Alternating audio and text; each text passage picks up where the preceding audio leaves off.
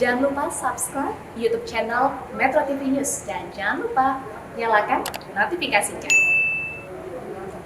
Mohon maaf Ardila, memotong laporan Anda di sini pemirsa. Kami akan mengajak Anda bergabung langsung ke Bareskrim Mabes Polri terkait dengan kasus Joko Chandra.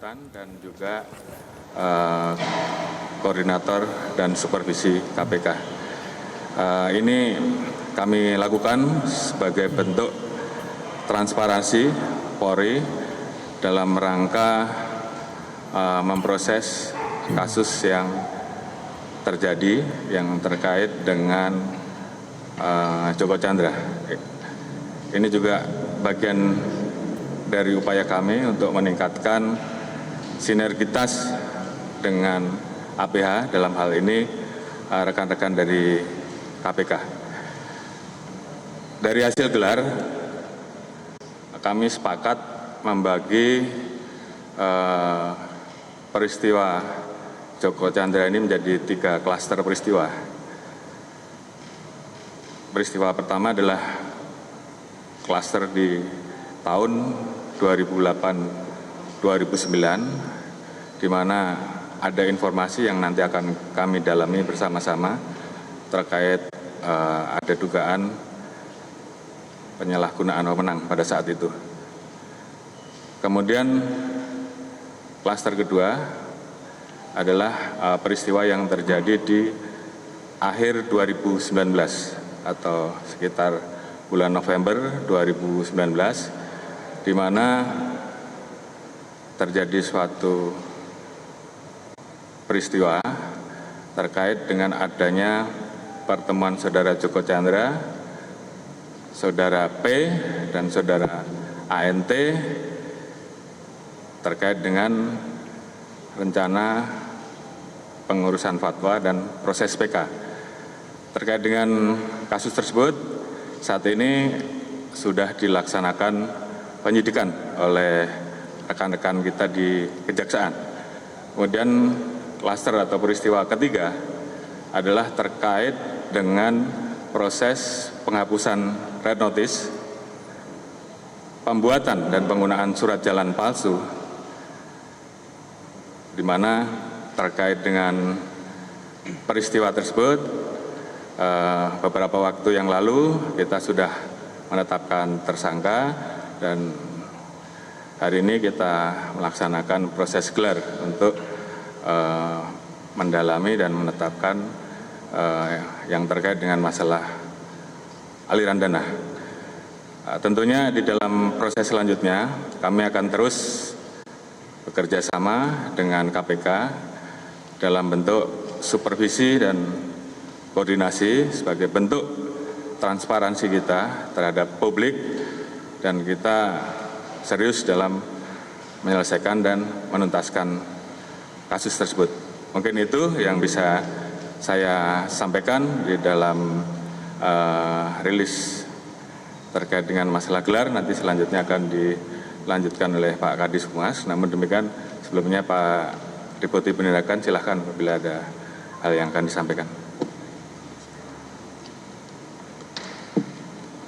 Assalamualaikum warahmatullahi wabarakatuh. Rekan-rekan media yang saya hormati, Bapak Kabar Reskrim dan jajarannya.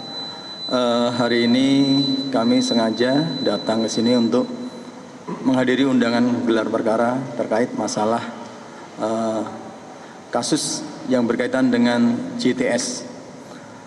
Kami selaku Deputi Penindakan KPK sangat apresiasi terhadap Bapak Kabar Reskrim, dan kami bisa melihat, menilai dari luar maupun dari dalam, apa yang dilakukan oleh Bareskrim sudah sangat on track. Jadi kami secara kewenangan, kami mempunyai kewenangan koordinasi, supervisi, dan sebelum kami meminta supervisi, beliau sudah dengan terbuka kami untuk masuk. Dan memang ada hal-hal yang tadi beberapa di klaster tertentu, kami yang dulu juga pernah menangani tentang yang berkait dengan JTS, mungkin ini juga sebagai informasi tambahan buat kami juga. Nanti tentunya akan bisa dikerjasamakan dengan kami. Dan demikian juga sebenarnya dengan Kejaksaan, kami juga akan tetap memonitor, ya, karena sesuai dengan kewenangan kami untuk melakukan koordinasi dan supervisi. Dan dalam hal koordinasi kami juga punya beberapa fasilitas perbantuan, seperti misalnya mencari DPO, atau dalam hal ini yang tadi sudah dibahas bersama adalah tentang rekonstruksi. Kalau ini memang diperlukan oleh Barreskrim, kami akan sangat mendukung untuk bisa terlaksana rekonstruksi ini dengan menghadirkan pihak-pihak yang terkait. Dan kembali sekali lagi kami mengapresiasi apa yang sudah dilakukan oleh Barreskrim terhadap penyidikan ini, yang kita bisa melihat bersama-sama dalam waktu yang tidak terlalu lama semuanya bisa terungkap dengan baik. Terima kasih. Assalamualaikum warahmatullahi wabarakatuh. Baik, selanjutnya akan dilanjutkan oleh Pak Kadif Humas. Terima kasih kepada seluruh rekan-rekan. Assalamualaikum warahmatullahi wabarakatuh.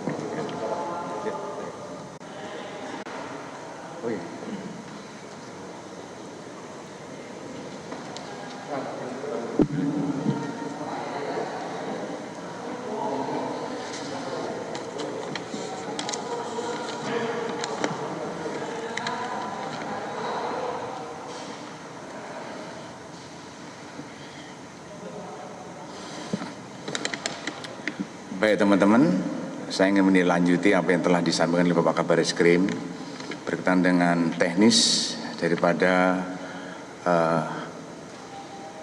penyidikan daripada kasus yang ada di Barreskrim, di mana di dalam kasus Pak Saudara Joko Chandra ini ada dua ya yang kita tangani. Yang pertama adalah kasus pidana umum dan yang kedua adalah kasus di Tipikor ya. Yang tentunya saya ingin menyampaikan berkaitan dengan kasus di Tipikor, yaitu tentang dugaan tindak pidana korupsi berupa pemberian dan penerimaan hadiah atau janji ya, yang berkaitan dengan red notice dan saudara JST gitu ya. Jadi tadi sudah dijelaskan Pak Kaba bahwa tadi jam 9 pagi sudah kita gelarkan juga ya, berkaitan dengan penyidikan daripada kasus korupsinya. Dan kemudian di jam 9 tadi sampai jam 11:15 itu adalah tadi dari penyidik, dari Div Propam juga ada, dari Itwasum juga ada, dari pengawas penyidik juga ada yang dalam gelar perkara gitu. Dan kemudian daripada gelar tersebut selesai pada pukul 11:15 dan kesimpulan dari gelar bahwa peserta gelar setuju ya. Setuju untuk menetapkan tersangka ya, tersangka. Jadi kenapa ditetapkan? Ya tentunya dari penyidik Tipikor Barreskrim ini sudah memeriksa 19 orang saksi ya. Saksi itu yang berkaitan dengan yang melihat maupun mendengar ya, yang katanya berkaitan dengan surat dan surat kesehatan, baik itu dari staf Barreskrim sendiri, stafnya di Korps PNS maupun dari rumah sakit ya, dan kemudian juga dari instansi lain juga ada yang kita periksa ya. Itu ada 19 dan kemudian ada ahli juga sudah kita lakukan pemeriksaan, yaitu dari Cyber dan Inavis ya di sana. Dan ada barang bukti yaitu berupa uang 20.000 US, kemudian juga ada surat, ada HP, ada laptop, kemudian ada CCTV yang kita jadikan barang bukti. Kemudian untuk penetapan tersangka tersebut yaitu ada dua, yaitu selaku pemberi ya, kemudian yang kedua adalah selaku penerima. Sedangkan untuk pelaku pemberi itu ya, pelaku pemberi ini kita menetapkan tersangka saudara JST. Dan yang kedua adalah saudara TS ya, TS.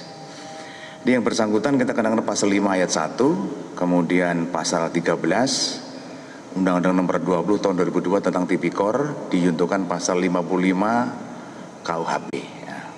Itu adalah pemberi. Kemudian yang kedua selaku penerima, itu yang kita tetapkan tersangka adalah saudara PU ya. Kemudian yang kedua adalah saudara NB ya, penerima. Selaku penerima kita kenakan pasal 5 ayat 2, kemudian pasal 11 dan pasal 12 huruf A dan B kecil Undang-Undang Nomor 20 Tahun 2002 tentang Tipikor. dan kita juntuhkan juga pasal 55 KUHP itu. Jadi dari undang-undang tersebut ancaman hukuman adalah 5 tahun, ya 5 tahun. Dan kemudian saat ini kita masih dalam proses penyidikan berikutnya, ya setelah kita menetapkan tersangka. Itu adalah kasus yang pertama, yaitu korupsi yang sudah kita gelarkan tadi di pagi hari, kemudian siangnya disupervisi oleh KPK. Dan yang kedua adalah tindak pidana umum, yaitu tindak pidana pembuatan dan penggunaan surat perjalanan dan surat keterangan kesehatan palsu, serta membantu orang yang ditahan melarikan diri. Ini juga tadi jam 10 ya, hari Jumat ini sudah digelar yang dipimpin oleh Dirtipidum, yang dihadiri oleh penyidik di Propam, penyidik, kemudian juga ada dari Itwasum. Itu selesai jam 11.30 dan hasil daripada gelar adalah peserta setuju menetapkan tersangka, yaitu saudara JST, jadi tersangka. Saudara JST ini dikenakan pasal 263 ayat 1 dan 2, pasal 426, pasal 221 KUHP. Ancamannya 5 tahun. Jadi untuk kasus ini sudah ada 3 tersangka, yaitu yang pertama saudara PU, saudari ADK, dan saudara JST ini. Jadi ini ya yang teman-teman kami sampaikan daripada hasil daripada gelar perkara untuk penetapan tersangka untuk 2 kasus yang ditangani oleh Bareskrim, yaitu kasus bidung dan kasus korupsi ya. Oke, itu aja teman-teman ya. Ada tanya?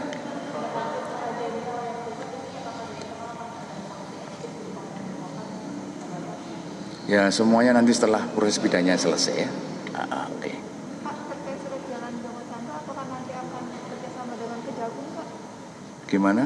Itu adalah konferensi pers pemirsa dari Mabes Polri. Yang pertama tadi berbicara adalah Kabareskrim Komjen Pol Listio Sigit yang mengatakan ada 3 klaster kejadian begitu dalam kasus atau skandal Joko Chandra. Yang pertama adalah klaster 2008-2009, namun yang menarik adalah klaster kedua yakni di akhir 2019, yakni peristiwa pertemuan DT Joko Chandra dengan Jaksa Pinangki yang saat ini sudah menjadi tersangka dan juga ANT yakni Anita Kolopaking yang merupakan kuasa hukum dari Joko Chandra terkait rencana proses peninjauan kembali. Nah kemudian klaster ketiga adalah penghapusan red notice, pembuatan dan penerbitan surat jalan palsu termasuk penerbitan dari surat kesehatan bebas COVID palsu. Ini pun sudah ada tersangka dari kepolisian yakni Brigjen Pol Prasetyo.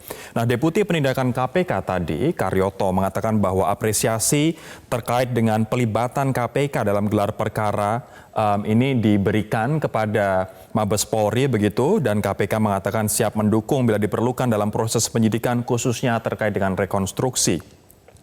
Sementara tadi Kadif Humas Polri Irjen Pol Argo Yuwono mengatakan bahwa ada 2 kasus dengan kasus berbeda dan juga tersangka yang berbeda-beda. Namun yang jelas Joko Chandra ditetapkan tersangka pula dalam 2 kasus berbeda ini, yakni pidana umum dan juga tipikor terkait dengan pemberian hadiah atau janji.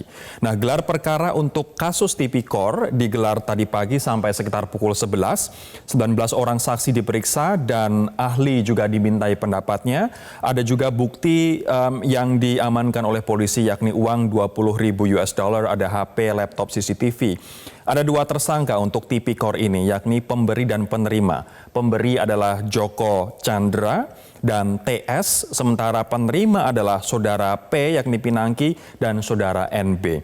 Sementara untuk tindak pidana umum ini terkait dengan surat jalan palsu, surat keterangan kesehatan palsu, dan membantu perjalanan Joko Chandra. Ini Joko Chandra juga ditetapkan sebagai tersangka dengan ancaman hukuman 5 tahun begitu, dan juga ada 2 tersangka lainnya terkait dengan kasus tindak pidana umum ini. Dan kita akan menanti seperti apa proses penyidikan ini lebih lanjut, apalagi dengan pelibatan KPK dalam proses penyidikan ini yang akan membantu Bareskrim Polri untuk mengungkap skandal Joko Chandra di luar dugaan kasus korupsinya yang saat ini kemungkinan dia akan mengajukannya ke Mahkamah Agung untuk peninjauan kembali.